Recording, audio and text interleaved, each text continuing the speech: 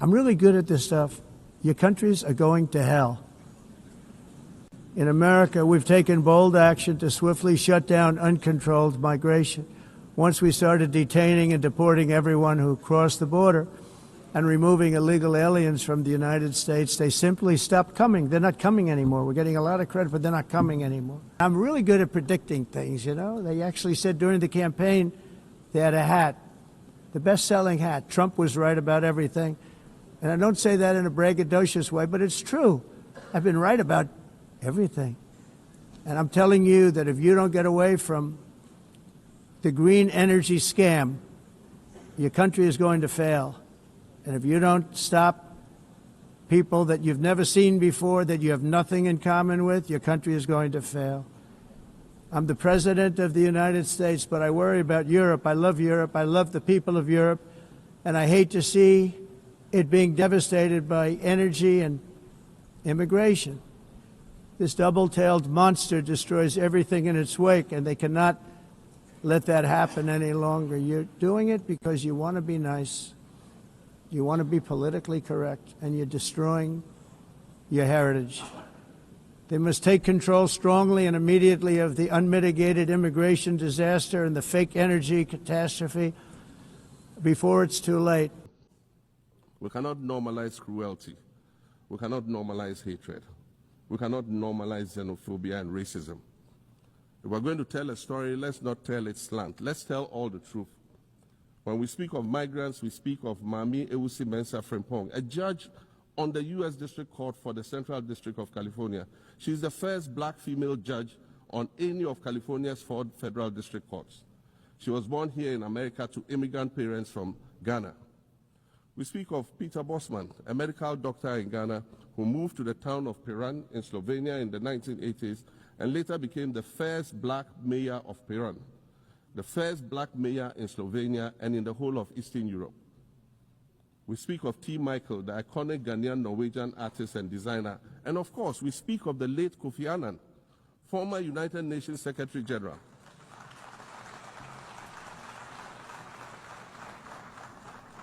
Former United Nations Secretary General and Nobel Peace Prize recipient who was born in Ghana but spent his adulthood in various places in America and Europe. These are people who have brought great distinction to the countries that they decided to call home.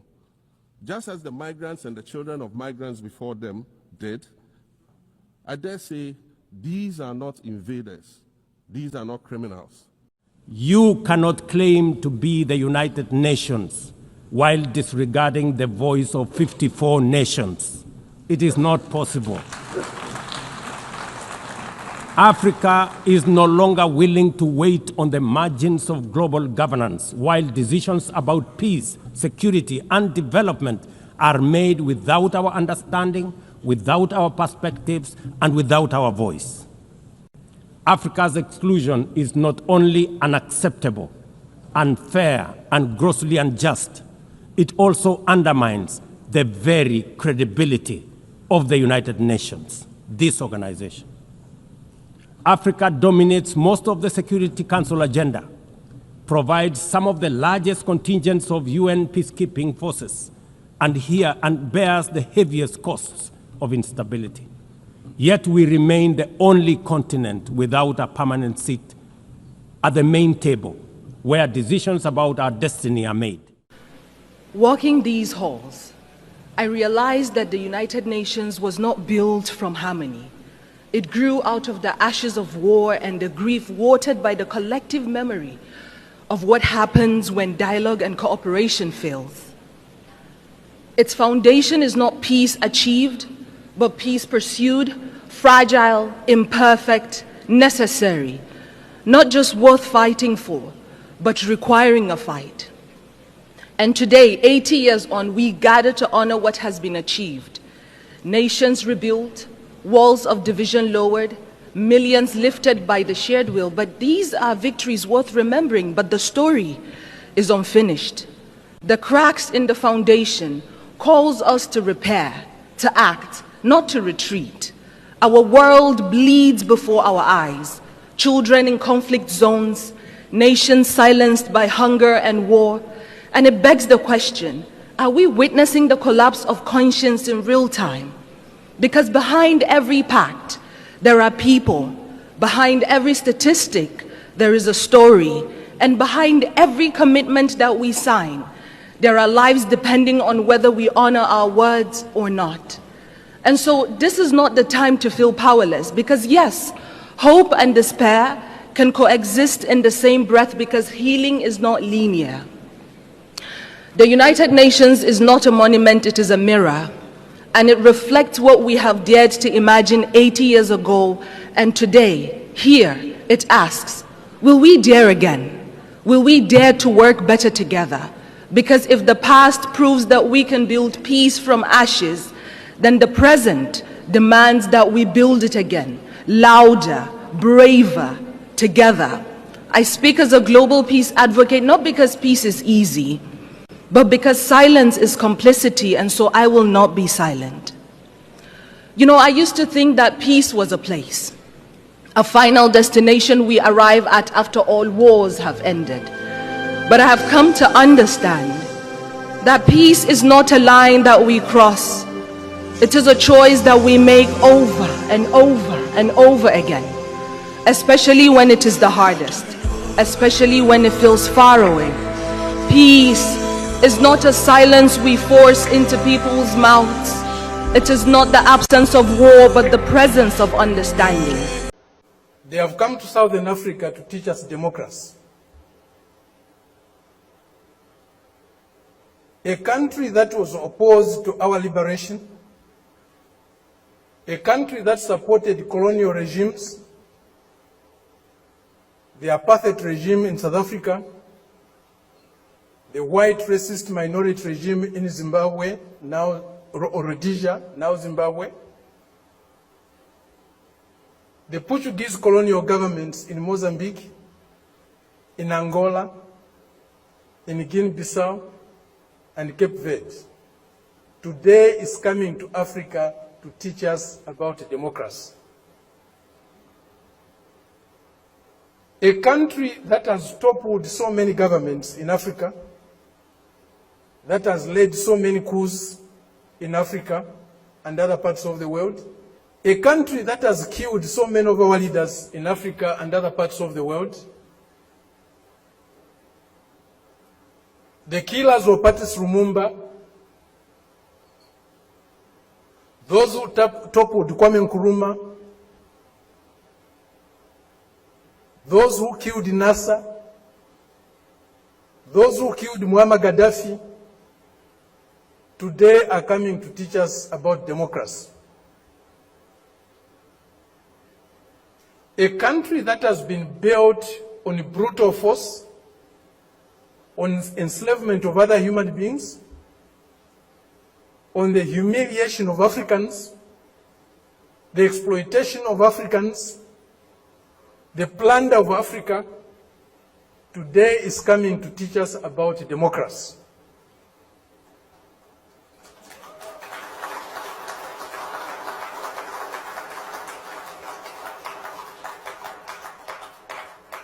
That's the arrogance, the imperialist arrogance, the racist arrogance that we are subjected to. We cannot have democracy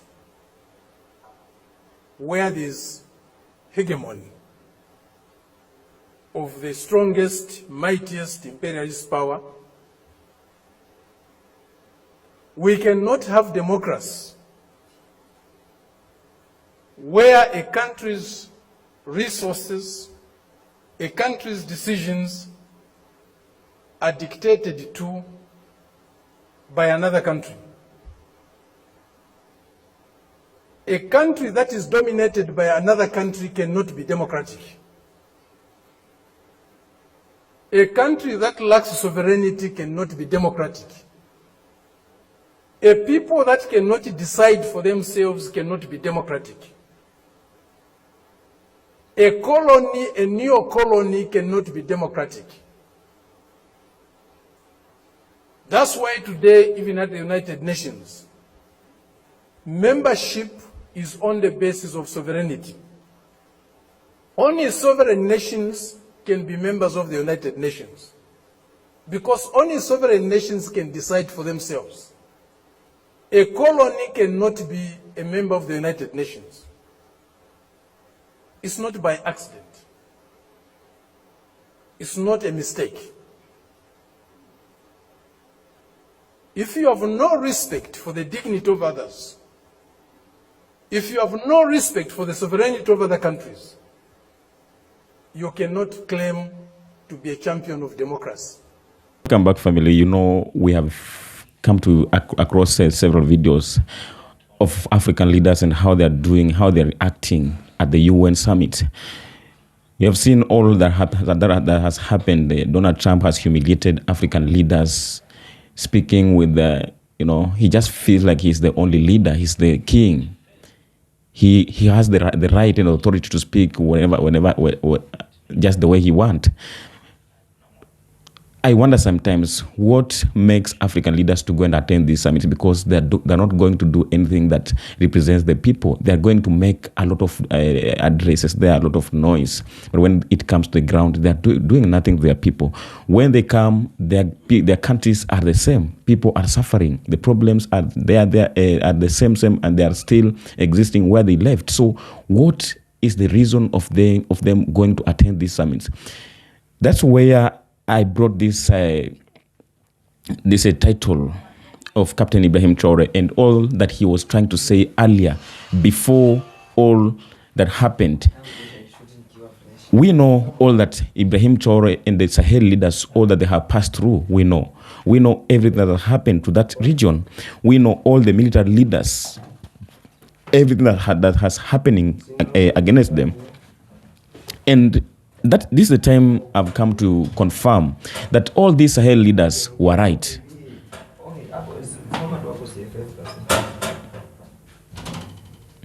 All these leaders of Sahel were right, because just take a look of what has happened.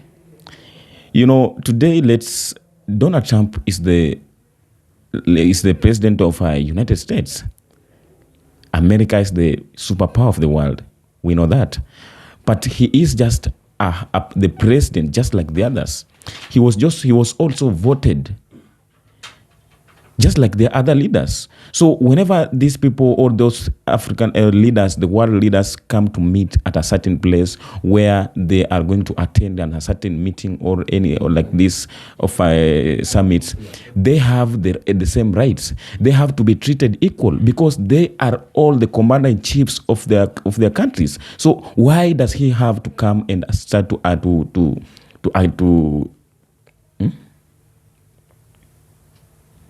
address other leaders just like the common citizens? So that's why I reflect back to the history of Sahel and the military leaders like Burkina Faso, Mali, Niger.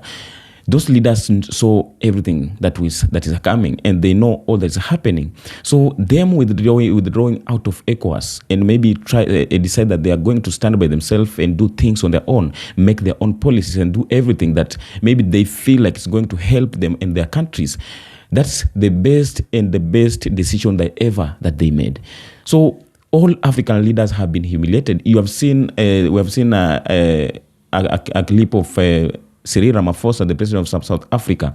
His microphone was muted when he started to speak about the freedom of Africa, because he was complaining about the minerals being taken out of Africa, the disasters, the climate change. All these problems are being caused somewhere else, and they're coming to be dumped here in Africa, so that Africans can be seen as the people who are causing everything that is consuming maybe climate and making the climate changes and all these problems. So due to that speech that was trying to address, that is why his microphone was muted. So that, first of all, that was a disrespect.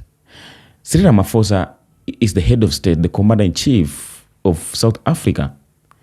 This is a person who deserves the best respect, because South Africa is the greatest country and most developed country in Africa. So if he can go and be humiliated in front of other leaders, in front of the world, what that means? So all these leaders who are trying maybe to fight about freedom, unity, and independence of Africa, that I think is all the African leaders have to do. That's the only way each and every African leaders have to follow. Because there is no way we can be going to sit down and listen to some leaders lecturing us. There is no way you as a leader who was voted by your people, millions of people, to go and represent them, holding that office, to go and sit down and listen to someone who is coming to humiliate you, don't respect you. All these leaders, it has been a long time. They have been going to attend these summits. This is not the first time. They're going to attend these summits every time, or after every a certain years, they go to attend these summits. All that they're going to speak there is all that they have been speaking always. All that they're going to address is all that they have been addressing always. So our leaders are best in explaining, in addressing, in giving speeches. They are very best. They're the most best leaders who know how to give out the speeches. You've seen the speech of Dr. William Ruto of Kenya. The guy is that man is very genius. He don't have to read the speech that he has to present the people, but what is the problem when they come to their country? What is the problem? What is that limiting them not to do all that they are capable of doing to their people? Why are not they able to just make the life of their citizens to be good? Why are not able just to make their countries be independent and develop their own countries? Instead of sitting down, wait for some people to come and show them the way to lead. The people who are coming today to tell them how to lead their countries, how to govern. These are the same people who colonized Africa. These are the same people who committed genocides in Africa. These are the same people who enslaved Africans. These are the same people whom their country today are in chaos, in crisis. There's no peace and stability.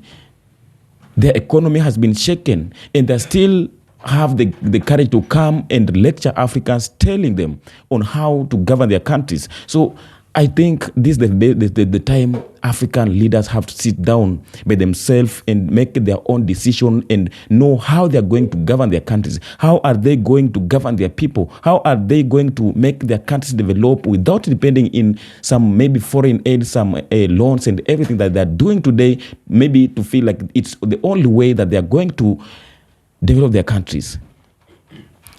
The people who committed genocides in Africa are the same people who today have to come and tell us how to govern our countries. If I personally will be asked about all these summits, the first thing I will say is that the only thing we as Africans can ask is freedom and unity. First of all, if they want to help Africa, they have to go and free the country of Congo, the country of Sudan, because these countries has suffered many years. The citizens of this country has never seen peace to their countries. They have never enjoyed their resources, their richness. Other people are coming to explore their countries, taking all the richness from their countries to take back to their countries to develop their countries. They cause chaos. They make these people to fight, kill each other. They supply them with weapons. And now today they are still coming to sit down and tell them how to govern their countries. This is the time we as Africans, together with our leaders, to sit down and make the last and the first decision. We have seen all that's happening today in the foreign countries or in the great empires. The country like US has been shaken economically, politically, and security. When you go to countries like France, not only this country, but most of the African or the Europe countries, when you go to Britain, these countries are in chaos. They don't want their leaders. And the same leaders who are coming to preach democracy in Africa, they are the same leaders who have failed to govern their countries using their own democracy, which they introduced to us. So, in these countries today, their citizens are fleeing out of that countries. But when you come to Africa, we have many Africans who are still having the hope or who are dreaming on how to go to the European countries to make life. So we still have problems. The problem is not only to our leaders or in our leaders, but we are the problems of our own. We are the one causing everything that's consuming us. I don't think I'll take much of your time because we have seen all that has happened. We have listened to these videos. We have watched out all that has happened. Our leaders have tried their best to explain their problems. I remember one day, Rwandan President, Mr. Paul Kagame, was lecturing African leaders, asking them how they are taking their time to go in foreign countries to go and explain their problems. Maybe feeling like these problems, the people who they are going to explain their problems to, maybe they are going to have the solution. But at the end of the day, the same people, they are very happy for your problems because that's the only way they can be able to continue coming to our countries, using that as a reason. They come as a savior. They come as the conclusion to your problems. But you forget to know that those problems that are making you to go and explain to them, they are the one who caused them. So again, I came across a video of Dr. Rikana, as he was saying that it has come to the point where there's no need of African leaders going to attend the AU, the UN summits. Because when you go to that organization, the great or the best positions has never been held or given out to the Africans. When you go to the Security Council, no any African leaders has been given any opportunity or chance to be in that council. They are only being given the position which has no any mean or anything good. So those organizations was never been created for the interests of Africans, because if it was created for the African interest or for everybody who is a member to share their thoughts and maybe share their own on how they can govern their people, they can solve their problems through that organizations, they could have not been going to be humiliated and their countries passing through problems which they cannot solve. So just tell me what you have in the comment section if you feel you have enjoyed, you have listened to these videos and you are following up all that's happening at UN in New York. Let's know. Let's discuss in the comment section and know what's really happening. Until next time, we can do the same. Thank you very much for your time and be blessed wherever you're watching from.